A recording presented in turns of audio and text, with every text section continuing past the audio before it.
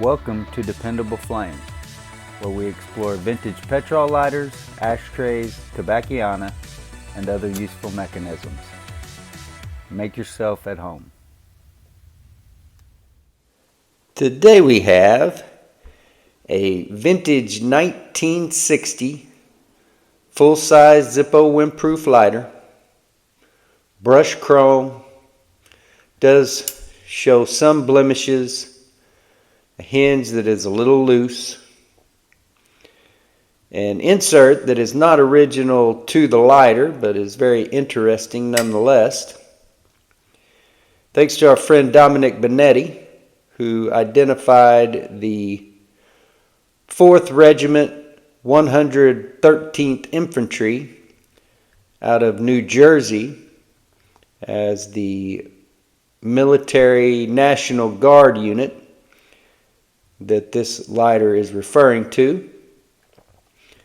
The graphic on the other side is a bit of a mystery. It doesn't fit their insignia or any other images that I saw associated with the 113th Infantry.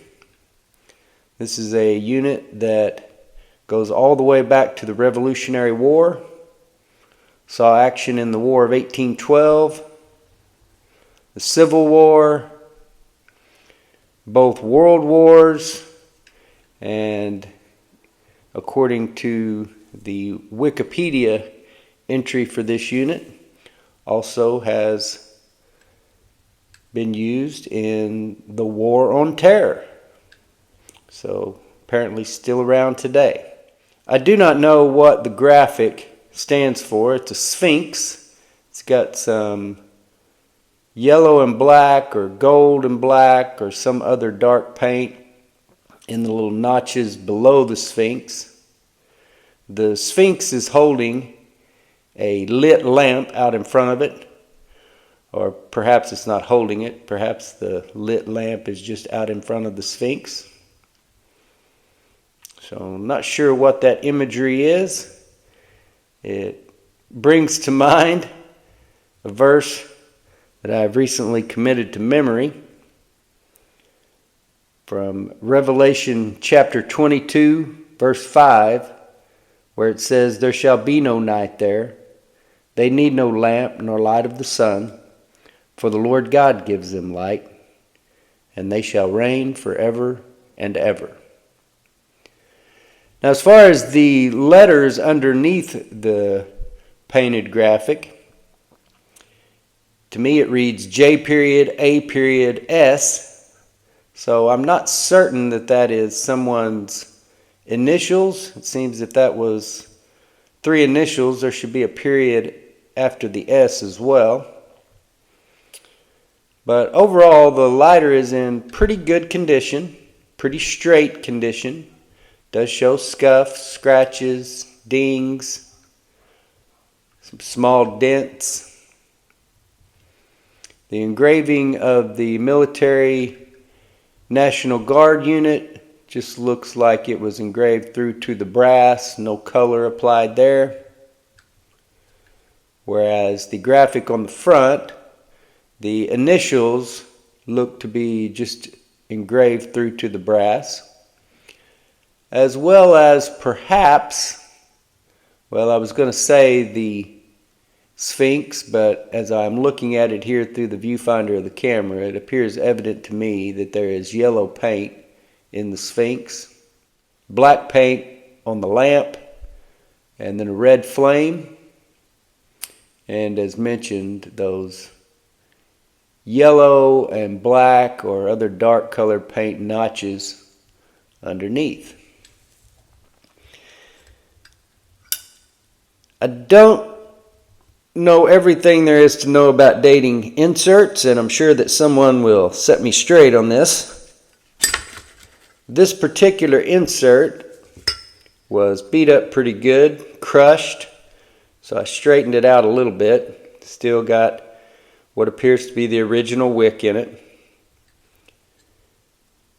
And I don't believe that this insert was original to the lighter, because I believe that a 1960 lighter should have a hollow rivet. but I'm sure that Jin Kim or Mario Bear or one of the other experts will straighten me out in that regard. It has a flint in it and it does spark. And I mentioned that I don't believe that this insert belongs to this lighter, or at least did not originally. But that does not mean that it is not an interesting insert. We will remove our flint spring and screw here. Drop the flint down out of it. Pull our felt pad off, which you can see it is extremely clean inside compared to how dirty it was at the bottom.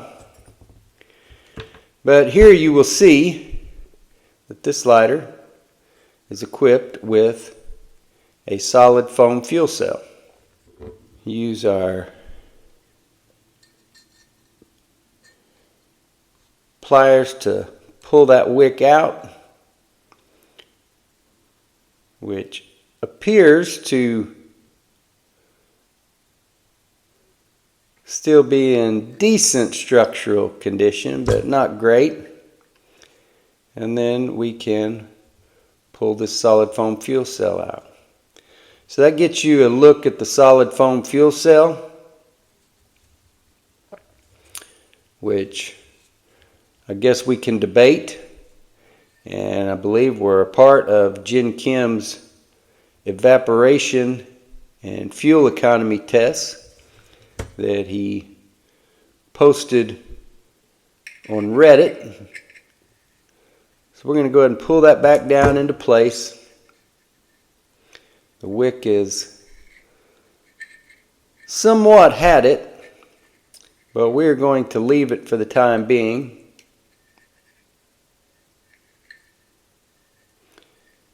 And of course, no way to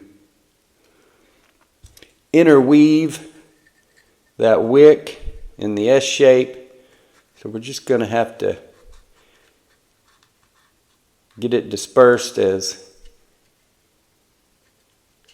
evenly down to the bottom of the insert as we can. Push our fuel cell back up into the top. And there you'll see the wick reaching down here to the bottom. That should be sufficient enough.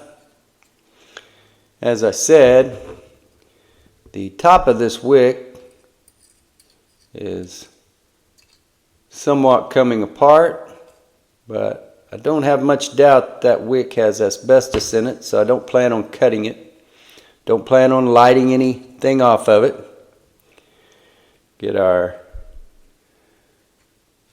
felt pad back in place.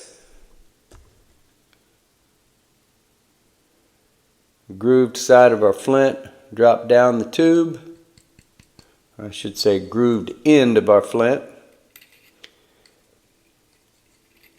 Get our flint spring screw started. Make sure we've got our flint grooved as we need it to be.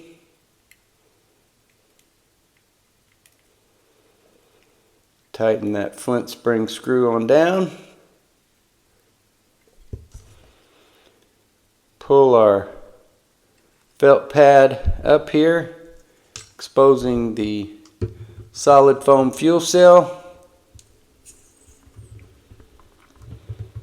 And go ahead and fuel our lighter up.